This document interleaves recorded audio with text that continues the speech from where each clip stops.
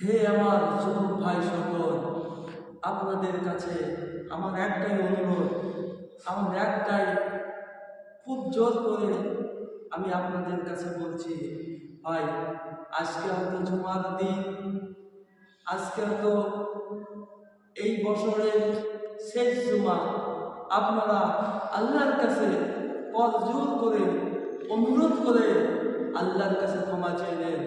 আল্লাহ, এই বছর হয়তো আমার হাত দিয়ে, হয়তো আমার জবান দিয়ে, হয়তো আমার দ্বারায় অনেক গুনাহ হয়ে গেছে।